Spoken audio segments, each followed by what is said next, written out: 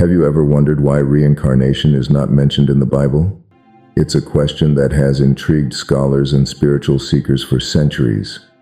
Why is this powerful and ancient belief about the soul's journey left out of one of the world's most influential texts? In fact, the absence of reincarnation in the Bible is one of the most fascinating mysteries in spiritual history. What if I told you that this omission was not an accident? What if there was more to the story than what we've been told? That the truth behind reincarnation was deliberately erased, kept hidden from the masses for reasons we may not fully understand? Today we are going to uncover why reincarnation was banned from the Bible, how this idea shaped our spiritual beliefs, and what it reveals about the nature of the soul, life, and death. Let's start by looking at what reincarnation truly is. Reincarnation, in its essence, is the belief that the soul is eternal, that after physical death the soul does not end, but is instead reborn into a new body, continuing its journey of growth and spiritual evolution. This concept is present in many ancient cultures, from the Egyptians to Hindus, Buddhists, and even Greeks. It's a belief that speaks to the immortality of the soul, the idea that life is cyclical, that after death, the soul learns, grows, and evolves, ready to experience a new life in a different form. For many spiritual traditions, reincarnation is not just a theory, it's a truth. So why does the Bible stay silent on this concept? Why do we only hear about heaven, hell, and eternal life without any mention of a continuing cycle of life? Was reincarnation truly a central idea in early Christianity? Was it deliberately removed from Christian doctrine by the Church? It's important to note that the idea of reincarnation was not always absent from Christianity. In fact, the earliest Christian teachings mentioned reincarnation as a possibility. But over time, the Church's official doctrine began to shift. The belief in reincarnation was gradually phased out, and the idea of eternal life through resurrection was solidified in its place. But why was this shift made? Was reincarnation too controversial for the new church to embrace? Was it too radical for the teachings of Christianity to include such an idea? And what was the spiritual significance of this exclusion? What did it mean for the Christian community to reject reincarnation, especially when so many other cultures around the world had embraced it? As we uncover the reasons behind this exclusion, we'll look at historical events. The Council of Constantinople in 553 AD, for example. This is where the Church officially condemned the belief in reincarnation, declaring it a heresy. But what was really at stake here? What was the Church protecting by keeping reincarnation out of the Bible? Some believe it was about control, the power that the Church held over people's spiritual beliefs. Others argue it was a political move, to ensure that people didn't question the nature of the afterlife or the power of the clergy. Whatever the reason, one thing is clear. The omission of reincarnation had a profound effect on how we view life, death, and the soul. As we move forward in this video, we will dig deeper into the historical evidence behind the removal of reincarnation from Christian doctrine. We will explore why the Church rejected this ancient belief and what it means for our understanding of the soul's journey. Could the truth about reincarnation still be hidden from us today?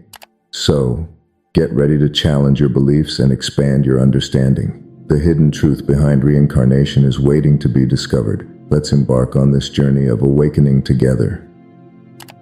To understand why reincarnation was banned from the Bible, we must first understand the origins of reincarnation. Where did this belief come from? And why was it so significant in ancient cultures? Reincarnation, or the belief in the soul's journey through multiple lifetimes, is one of the oldest spiritual concepts known to humanity.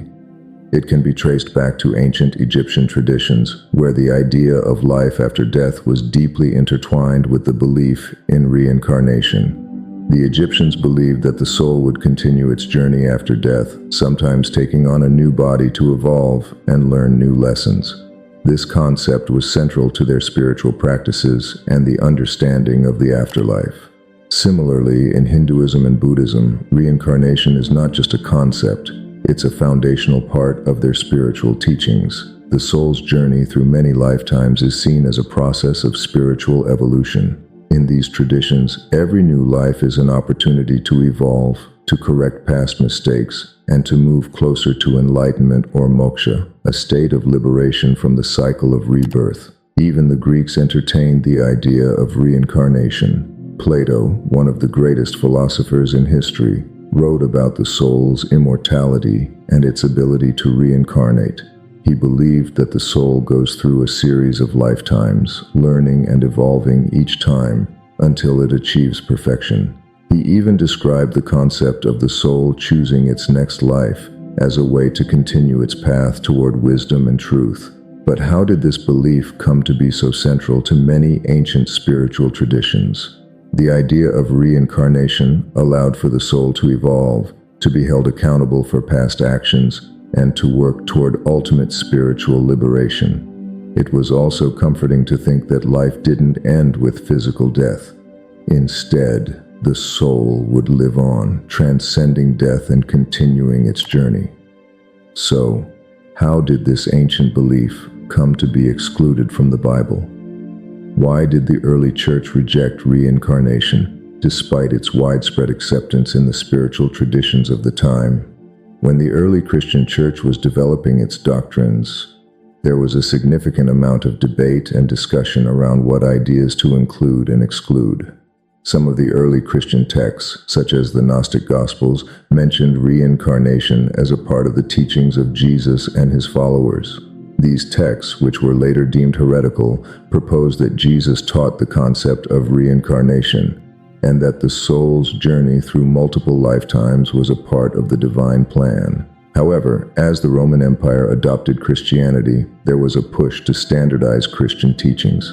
The church wanted to create a unified doctrine, one that could be accepted across different cultures and regions. The idea of reincarnation was seen as a threat to this unified message, as it didn't fit into the emerging doctrine of eternal life and resurrection. One key figure in this movement was Emperor Constantine. He played a pivotal role in shaping the direction of Christianity, and he believed that Christianity should be about salvation, the resurrection of the dead, and eternal life in heaven. Reincarnation, with its emphasis on a continuous cycle of life, was seen as conflicting with the belief in resurrection. If the soul is reborn into another life, what does that mean for the concept of resurrection and eternal life? As a result, reincarnation was eventually removed from the Christian doctrine, and the belief in one life, followed by judgment, heaven, or hell, became the official stance of the church. This decision wasn't just theological, it was political as well. The church wanted to control the narrative about life and death, and reincarnation didn't fit into the centralized power structure of organized religion. Over time, the belief in reincarnation was erased from Christian teachings, and many of the early Christian texts that mentioned it were suppressed or destroyed. But the idea of reincarnation didn't disappear. It lived on in the folklore, mythologies, and spiritual practices of other cultures. To fully understand why reincarnation was removed from the Bible, we must dive deeper into the role of the church in shaping Christian doctrine. The struggle between the spiritual teachings of early Christianity and the institutionalized beliefs of the Roman Empire played a critical role in the suppression of reincarnation. One of the most significant events in this process was the Council of Constantinople in 553 AD. At this council, church leaders made a series of decisions about the direction of Christianity. Among those decisions was the official condemnation of reincarnation as a heresy.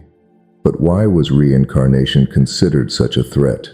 Why was it seen as incompatible with Christian teachings? The answer lies in the vision the church had for Christian theology. Christianity, as it was becoming more organized, was focused on the idea of salvation, the resurrection of the dead, eternal life in heaven, and judgment after death. The concept of reincarnation, on the other hand, seemed to challenge this central tenet of Christian belief. If reincarnation were true, what would happen to the idea of resurrection and eternal life? Would people have multiple chances for salvation, or would their spiritual journey continue indefinitely? The church's stance on reincarnation was rooted in its desire to centralize and control the spiritual narrative. By rejecting reincarnation, the Church could maintain its monopoly over the afterlife, with a clear-cut doctrine of one life, followed by judgment, heaven, or hell. This was easier to control and to teach to the masses.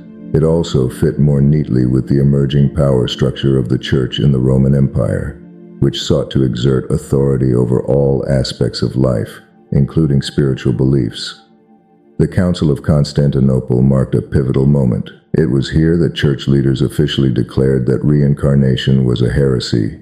They sought to eliminate any competing views of the afterlife that didn't fit into their vision of Christian doctrine. This decision had profound consequences, not just for Christianity, but for the way people would view the nature of the soul and its journey after death. In the years following the council, the Church sought to erase any mention of reincarnation from Christian texts. They suppressed many of the early Christian Gnostic writings, which contained teachings about reincarnation and the soul's journey. The Gnostic Gospels, such as the Gospel of Thomas and the Gospel of Mary, included references to reincarnation as part of their spiritual teachings, but they were later deemed heretical and removed from the Christian canon. At the same time, the Church began to shape the idea of eternal life in a way that supported its theological agenda. Instead of seeing life as a cycle of birth, death, and rebirth, the Christian Church focused on the idea of one life, followed by an eternal reward or punishment. This was an easier concept for the Church to control, as it could dictate who was worthy of salvation and who was condemned. By the time the Bible was canonized and finalized, there was little mention of reincarnation left. The focus shifted entirely to resurrection, judgment, and eternal life. In this new vision of Christianity, the idea of reincarnation was seen as an obstacle to the Church's power, and so it was pushed aside. Yet, despite the Church's efforts to suppress reincarnation, the concept never disappeared entirely. It continued to live on in mystical and esoteric traditions, in cultures outside of Christianity, and even within some early Christian texts that were hidden from the mainstream. Reincarnation still holds a central place in many spiritual practices today, and in some of the non-canonical Christian writings, it is still possible to find references to the idea of the soul's journey through multiple lifetimes. So, the removal of reincarnation from the Bible wasn't just about theology. It was about control, the Church's desire to maintain authority over the afterlife, the soul, and the fate of humanity. But in doing so, it erased an ancient truth that still resonates with people today. The question remains, what did the Church fear by eliminating reincarnation from their teachings? Before we dive deeper into the hidden truth behind reincarnation, don't forget to subscribe and hit the bell icon so you never miss out on the powerful insights and ancient wisdom that can transform your life. As we've seen, the Church's decision to eliminate reincarnation from mainstream Christianity wasn't just a theological move, it was a spiritual and philosophical shift. But what are the deeper implications of this decision? What does it mean for our understanding of the soul, life, and death? First, let's consider the implications for the nature of the soul. The idea of reincarnation suggests that the soul is not just a temporary entity, it is eternal. The soul doesn't simply die and go to heaven or hell. Instead, it continues to evolve, learning valuable lessons from each life until it reaches its highest potential. In many spiritual traditions, reincarnation is seen as a path of growth, where the soul gradually refines itself over many lifetimes. The denial of reincarnation within the Church's doctrine, however, creates a very different view of the soul. Instead of seeing the soul as a continually evolving entity, Christian doctrine placed a heavy emphasis on a one-time life and final judgment. Once the soul is judged, it either ascends to heaven or descends to hell, with no further opportunity for evolution or improvement. This view of the soul creates a sense of finality. There is no room for growth or progression after death. Your choices in this life determine your ultimate fate, and there is no opportunity for further learning. But if we return to the ancient concept of reincarnation, we see a much different view of the soul. Reincarnation offers the soul the chance to evolve over time. It allows for mistakes, growth, and redemption, the possibility of learning from past lives and improving in future ones.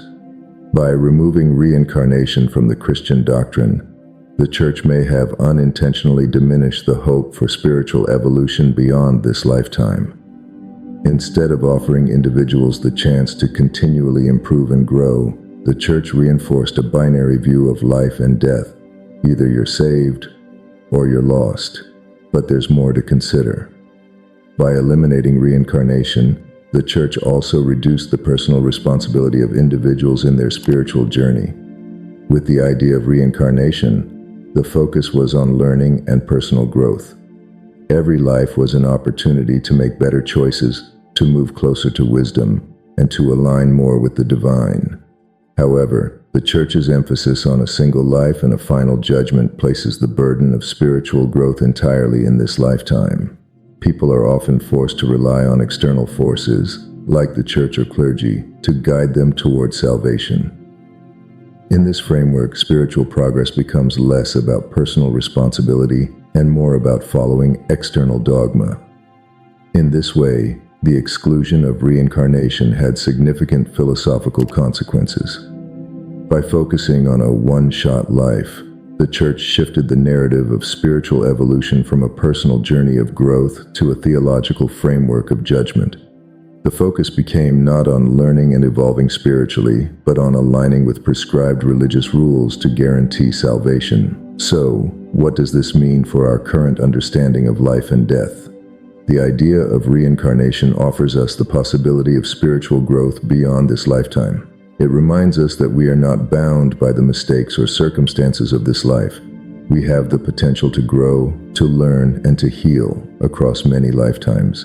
It's a concept that emphasizes compassion and understanding because it suggests that every person is on their own unique spiritual journey.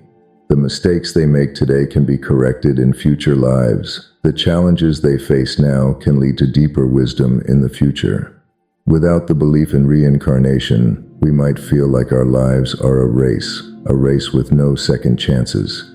We might feel that the stakes are too high, that every mistake is permanent, and that there is no opportunity to correct our spiritual course. But reincarnation offers us hope, the hope that we have many chances to evolve and grow. By excluding reincarnation from Christian doctrine, the Church not only changed how we view the soul, but it also altered how we approach life itself. It created a worldview where spiritual growth is seen as a limited, one-time opportunity instead of an ongoing process of evolution. As we continue to explore this topic, it's important to ask ourselves, what happens when we embrace reincarnation? How does this shift in perspective change the way we live, think, and treat others? Despite the Church's efforts to suppress reincarnation, the concept never truly disappeared. In fact, it has experienced a resurgence in modern times as more people seek a deeper understanding of life, death, and the soul's journey. The idea of reincarnation has become a central theme in many spiritual movements. As traditional religious institutions face challenges, more and more individuals are turning to alternative spiritual paths, many of which embrace the concept of reincarnation. This shift is not just a return to ancient teachings, it's a movement toward personal empowerment and spiritual autonomy. One of the main reasons for reincarnation's resurgence is the growing interest in spirituality over organized religion. In the past, people were often bound by rigid religious doctrines, but in today's world, many individuals are seeking a more personal, direct connection to the divine. They are looking for answers that resonate with their soul, not answers dictated by external authority. Reincarnation, with its emphasis on self-growth, offers an empowering alternative to traditional religious teachings. It gives individuals the opportunity to take responsibility for their spiritual journey. No longer do we need to wait for an external judgment after death. Instead, we are encouraged to evolve and learn with each lifetime, to correct our mistakes, grow wiser, and move closer to enlightenment. This return to reincarnation is also tied to the rise of New Age spirituality and holistic healing. Practices such as past life regression therapy are becoming more popular, allowing individuals to explore their past lives and understand the deep-rooted causes of their current life challenges. By accessing memories of previous lives, people are discovering patterns of behavior and unresolved karma that can now be healed. As a result, many people are finding peace and healing by connecting with their past life selves. They're learning to break free from negative cycles that have held them back for years. This growing interest in reincarnation is not just about exploring the past, it's about transforming the present and future by understanding the spiritual lessons we carry from life to life. But why does reincarnation resonate so deeply with people today? One reason is that it offers a sense of hope. It suggests that we are not limited by the mistakes we've made in this lifetime. If we fail or fall short, there is always the opportunity for growth and redemption in the next life. This is a powerful message in a world that often feels filled with judgment and finality. Another reason for reincarnation's appeal is that it aligns with modern understandings of energy. In quantum physics, we learn that energy is never created or destroyed, it simply transforms. This principle mirrors the idea of reincarnation, that the soul's energy continues to transform through different lifetimes. As we evolve spiritually, we are essentially raising our vibration and frequency, moving closer to a state of harmony with the universe. The resurgence of reincarnation is also tied to our increasing interest in personal and collective healing. Many people today are becoming more aware of the need to heal not just as individuals, but as a collective species. Reincarnation offers a framework for understanding how our actions today affect not only our future, but the future of humanity. As we heal ourselves and let go of limiting beliefs, we are contributing to the healing of the world. This is the collective power of reincarnation, a power that extends beyond individual lives. But while reincarnation is experiencing a revival in many parts of the world, it's still largely ignored by mainstream religious institutions. The Church continues to uphold its stance on eternal life and final judgment, despite the growing appeal of reincarnation in modern spiritual practices. However, the growing interest in reincarnation shows that people are seeking truth, not just religious dogma. They are looking for answers that empower them to take charge of their spiritual journey and evolve in alignment with their highest purpose. This shift in consciousness is undeniable, and it's leading to a profound transformation in how we view life, death, and the soul. As we reach the final part of our journey through the mystery of reincarnation and its removal from Christian doctrine, it's time to reflect on the hidden truth that has been kept from us for centuries. The exclusion of reincarnation from the Bible has shaped not only religious thought, but also our understanding of the soul, death, and spiritual evolution. But what is the real reason behind this exclusion, and what can we learn from it today? First, it's important to understand that the suppression of reincarnation was not just a theological decision, it was a powerful political move designed to control how people viewed the afterlife, the soul, and ultimately their own spiritual journey. By removing reincarnation, the Church consolidated its authority over spiritual matters, especially the idea of salvation and resurrection. Reincarnation posed a challenge to this centralized power because it suggested that individuals could evolve spiritually over many lifetimes independent of the Church's influence. But the hidden truth is this: reincarnation speaks to the universal nature of the soul's journey. It is not bound by time, space, or religious dogma. The soul is eternal, constantly learning and evolving, until it reaches a state of enlightenment. By excluding reincarnation, the Church suppressed the idea that spiritual growth is a lifelong and multi-lifetime process. In modern times, the resurgence of interest in reincarnation reflects a growing desire for personal empowerment. More people today are seeking to understand their spiritual journey, to heal from past experiences, and to align with their highest purpose. Reincarnation offers a way to explain why we experience challenges and how we can learn from them in future lives. But even as reincarnation gains popularity, it still faces resistance from those who cling to traditional religious teachings. However, as we continue to evolve spiritually, we begin to understand that the truth is not bound by the limitations of any one religion. Spiritual truth is universal, and it transcends time, place, and doctrine. The final hidden truth about reincarnation is that it offers hope. It reminds us that no matter what happens in this life, we have the opportunity to grow, learn, and evolve. We are not bound by our mistakes or our past. Every life is an opportunity to improve, to heal, and to move closer to our true nature. Reincarnation gives us the chance to try again, to take a new path, and to reach our highest potential. So, what can we take away from this journey? The story of reincarnation is not just about the past.